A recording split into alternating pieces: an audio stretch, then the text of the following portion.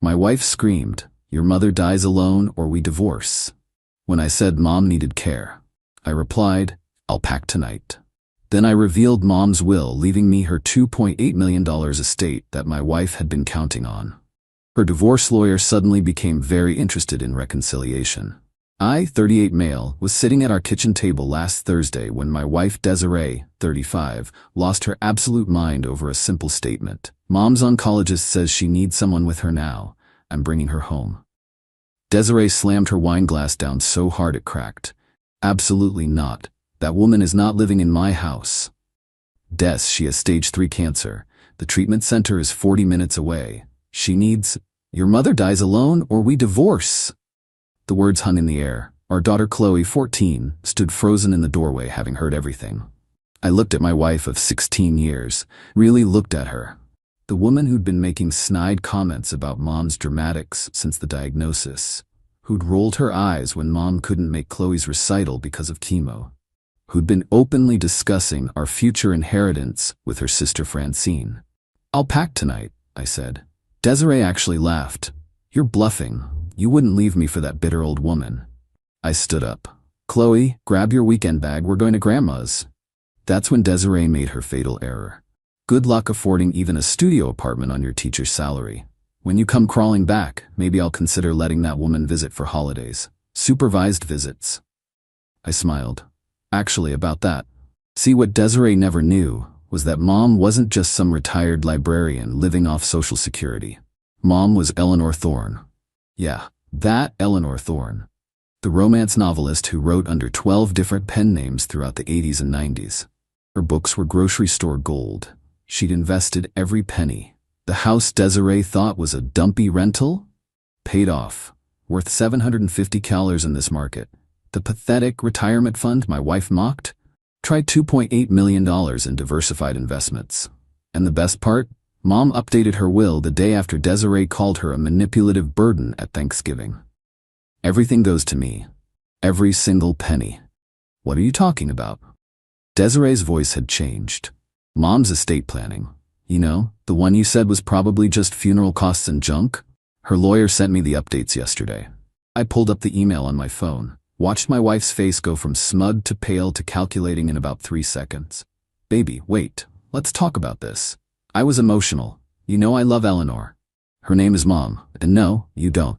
I packed methodically while Desiree followed me room to room, cycling through manipulation tactics like she was speedrunning a toxic relationship manual. First came tears. 16 years. You're throwing away 16 years. Then threats. "I'll take everything in the divorce. The house, alimony, child support. You'll be living in your car." Then bargaining. "She can visit. Every weekend, I'll cook for her." Finally rage. "You're a pathetic mama's boy. No wonder I started talking to men who actually act like men." That stopped me cold. "What men?" Her face went red. "Nothing. I meant hypothetically." Chloe chose that moment to walk in with her bag. "Mom's been texting Mr. Garrett from her spin class. I saw the messages when she asked me to plug in her phone last week." The silence was deafening. Update 1. Holy hell. This exploded. To answer questions: yes, we're getting divorced. Yes, Chloe chose to stay with me and Mom. No, I don't care if you think I'm wrong. So Desiree went full psycho after we left. First, she called Mom directly. At the chemo center. During treatment. Screaming about how Mom poisoned me against her and destroyed our marriage. The nurses had to threaten to call security. Then she showed up at Mom's house at 2 a.m., pounding on the door, demanding to talk like adults. Mom's neighbors called the cops. Desiree told them I'd kidnapped our daughter. The cops asked Chloe if she wanted to go with her mother. Chloe's response: "I'm staying with Dad and Grandma. Mom can kick rocks." The officer tried not to laugh. Desiree was told to leave or be arrested for disturbing the peace. But here's where it gets interesting. Remember Mr. Garrett? Turns out he's married. His wife Janelle was Desiree's best friend from her gym squad. When Janelle found out, thank you Chloe's screenshot skills, she didn't just dump Garrett. She forwarded everything to their entire gym community Facebook group. 712 members. The messages were, "Wow, Desiree calling me a walking wallet with no spine." Garrett saying his wife was letting herself go. Plans to meet up while I was at parent-teacher conferences. Photos that I really didn't need to see. Desiree got banned from the gym. Garrett got served divorce papers at the gym. During spin class, Janelle's lawyer walked right up to the bike. But wait, there's more. Desiree's sister Francine called me, not to apologize or mediate, but to ask if Mom would consider including family who actually appreciated her in the will. When I laughed and hung up, she texted, "You're being selfish. Desiree deserves that money after putting up with you and your mother for years. I'm calling a lawyer." Good luck with that, Francine. Pretty sure my sister put up with her husband isn't grounds for inheritance claims. Mom's doing better, BTW. Having Chloe around has lifted her spirits. They're watching old movies and Mom's teaching her to knit. It's actually pretty adorable. Desiree's lawyer contacted mine yesterday. She wants the house that I owned before marriage, lifetime alimony, and her share of Mom's future estate. My lawyer literally said, "Is she high?" Apparently Desiree told her lawyer that Mom's money was marital assets because we were married when Mom made the will. That's not how any of this works. Tomorrow's the first mediation meeting. This should be fun. Update 2. Mediation was a shit show. Desiree showed up in a $2,000 suit I'd never seen before. Guess Mr. Garrett's joint credit cards hadn't been frozen yet. She brought Francine as emotional support and a financial advisor named Brendan, who turned out to be some dude she met on a dating app 3 days after I left. My lawyer started with the facts. House was mine before marriage, inherited from my dad. Mom's estate isn't marital property, and infidelity impacts alimony in our state. Desiree's lawyer pushed a paper across the table. Their demands: the house, 50% of my retirement, $3,000 per month alimony, 50% of Mom's estate upon her passing, full custody of Chloe, child support. I actually laughed, out loud. My lawyer kicked me under the table, but I couldn't help it. "Counter offer," I said. "She gets her clothes, her car she's still paying for, and 50% of the marital debt she racked up." Francine screeched, "You can't leave her with nothing. She gave you the best years of her life." She gave those to Mr. Garrett, apparently. Brendan tried to act tough. "Maybe we should discuss what's best for everyone." "Who are you again?" my lawyer interrupted. "Are you counsel? Family? No? Then please sit quietly." Here's where Desiree played what she thought was her ace. "I'm pregnant." The room went silent. My lawyer looked at me. I looked at her. "Congratulations to you and Mr. Garrett," I said. "It's yours." "Interesting, since we haven't had sex since." "What was it you said in those texts? Having to pretend to be attracted to him makes me physically ill? That was 6 months ago, right?" Her face went purple. "You went through my phone?" "Nope. Janelle sent me everything, including the message where you told Garrett you started birth control because the thought of another kid with that loser made you sick." Francine grabbed Desiree's arm. "You said the pregnancy would guarantee." "Shut up, Fran." My lawyer was taking notes so fast I thought his pen might catch fire. Then came the extinction. I mean, the meltdown of the century. Desiree flipped the table. Actually flipped it. Papers everywhere. Then she lunged at me screaming about how I ruined everything and owed her a lifestyle. Security had to drag her out while she screamed that my mother was probably faking cancer for attention anyway. That's on camera, BTW. The mediator's office has security footage. Her lawyer quietly packed up and said he'd be reassessing his representation. But the real drama came that night. Desiree convinced Francine to help her break into Mom's house to retrieve marital property. They brought Brendan and Francine's boyfriend Luther as muscle. Problem: Mom's neighbor is a retired cop who set up a security system for her last year. The second they jimmied the back door, the alarm went off. Cameras started recording, and he was already calling 911. They were on the back patio trying to move Mom's antique piano. A piano. At midnight. In the rain. All 4 got arrested: burglary, attempted theft, and trespassing. Brendan had outstanding warrants for unpaid child support. Shocker. Luther was on probation for assault. Bigger shocker. The security footage is it's absolutely damning. Clear shots of all 4 faces. Francine literally saying, "We deserve this more than that dying bitch," while trying to lift a piano bench. Mom watched the footage from her bed with Chloe and me. Her only comment: they couldn't even steal competently. Update 3. So, remember how I said this was far from over? Understatement of the century. Desiree made bail and immediately went on a social media rampage, posted on every platform that I was abusing an elderly cancer patient for money and isolating a sick woman from loved ones. She tagged Mom's publisher, my school, even Chloe's school. The publisher's response was golden. Miss Thorne's estate and medical decisions are private family matters. However, we can confirm she's receiving excellent care from her son. P.S. Her new manuscript is due next month and she's ahead of schedule. Yeah, Mom's still writing. Chemo can't stop Eleanor Thorne. My principal called me in, concerned. I showed him everything, the texts, the arrest report, the mediation footage. He not only cleared me, but filed a harassment complaint with the district against Desiree for attempting to interfere with an educator's employment through false allegations. But Desiree wasn't done. She started a blog called Abandoned by a Narcissist, where she posted our story. Except in her version, Mom was manipulating me with fake cancer. I was emotionally abusive, and she was the victim of a calculated financial assault. The comments were brutal, not for me. But someone found her arrest record and posted it. Another person was Janelle's cousin who posted the cheating screenshots. Then Mom's editor found it and commented, "Eleanor Thorne has been my client for 30 years. This woman tried to steal a piano from a cancer patient. Draw your own conclusions." The blog lasted 72 hours before Desiree deleted everything. Then came the legal letters. Desiree's new lawyer, the fourth one, sent a proposal. She'd accept $50K cash, the car, and no alimony if I agreed to not pursue criminal charges for the break-in. I can't pursue charges. The state is pursuing charges. That's not how crime works. My lawyer responded, "Mrs. Desiree will receive the division of assets as determined by law. No additional payments will be made. Criminal proceedings are not within our client's control. Please advise your client that any further harassment will result in civil action." Chloe, meanwhile, had to get therapy because kids at school found her mom's blog before it got deleted. The therapist actually called me last week to say Chloe's handling this with remarkable maturity and seems relieved to be in a stable environment. Then yesterday happened.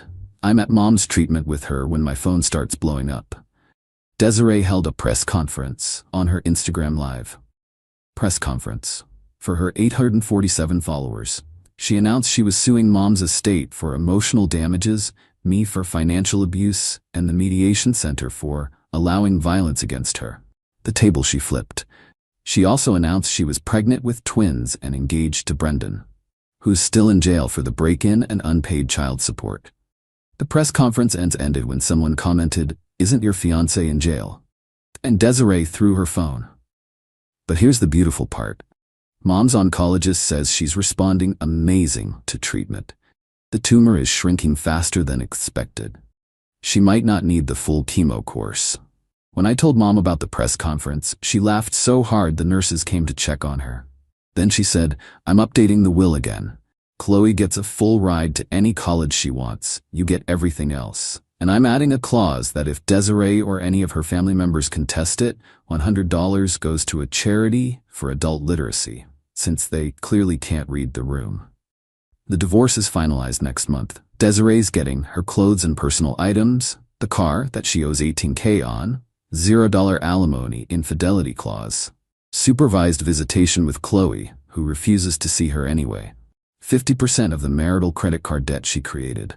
She has to pay me child support. Not much, but the principal kills her. Final update. Court day was yesterday. I need you all to understand the level of delusion we're dealing with here. Desiree showed up wearing a wedding dress. I'm not joking.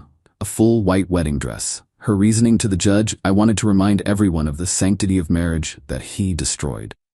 The judge, a 60-year-old woman who looked like she'd seen everything, stared at her for a solid 10 seconds before saying, "Ma'am, you committed bigamy with your spin class instructor.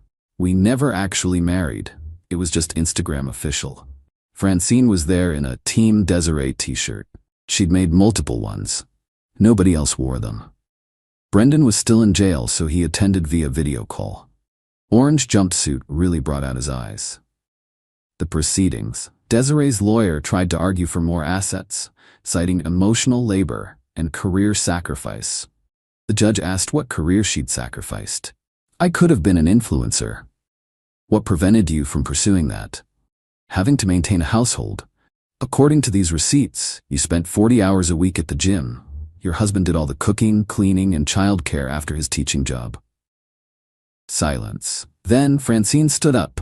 You're not supposed to just stand up in court, and yelled, "This is discrimination against stay-at-home wives." The judge, she wasn't staying at home, she was staying at the gym with another man. Sit down or be removed. The best part was when they brought up Mom's estate again. The judge literally said, for the 5th time, future inheritance is not marital property.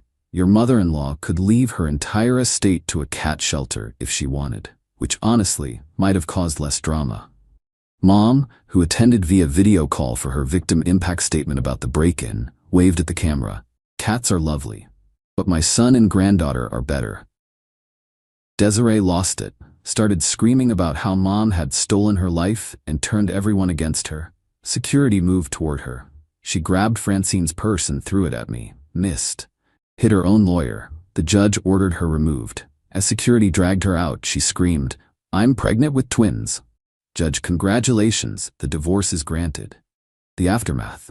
Desiree got 10 days in jail for contempt. The criminal trial for the break-in is next month. Brendan dumped her via a note from jail. Luther's girlfriend snuck it out. Francine started a GoFund. Kidding, she started asking Mom's publisher for a consultation fee for inspiring a character. The gym Mr. Garrett went to? They framed the divorce papers. Janelle served him as a warning about inappropriate conduct. As for us, Mom finished treatment last week. She's in remission. The doctors are calling it remarkable. She celebrated by finishing her latest novel, a thriller about a woman who discovers her daughter-in-law is trying to kill her for inheritance. Pure fiction, Mom says with a wink. Chloe joined the creative writing club at school. Her first story? My mom went crazy and all I got was this trauma. The teacher called it therapeutically brilliant. I'm dating Monica, the nurse from Mom's treatment center. She thinks the whole story is insane and makes me retell parts at dinner parties. Her friends call it better than reality TV. Mom officially updated her will last week. Everything to me and Chloe, with one addition. If anyone contests it, their portion goes to establishing a creative writing scholarship called the Eleanor Thorne Award for Detecting Bullshit. Desiree? Last I heard from mutual friends, she's living with some new guy named Roger she met at her court-ordered anger management. She told everyone she's writing a memoir called Gaslit, My Story. Roger's wife would like a word about that. Francine still texts occasionally asking for money. I forward them to my lawyer, who forwards them to the harassment file. The piano they tried to steal? Mom donated it to Chloe's school. There's a plaque, donated by Eleanor Thorne. Too heavy for thieves, perfect for students. To everyone saying I should have seen the signs sooner. You're right. When someone shows you who they are, believe them. When Desiree told me on our 3rd date that her ex was crazy for not letting her use his credit cards after they broke up, that should have been my exit cue. But hey, I got Chloe out of it, and Mom's still here, writing romance novels and teaching my daughter that strong women don't need weak people's approval.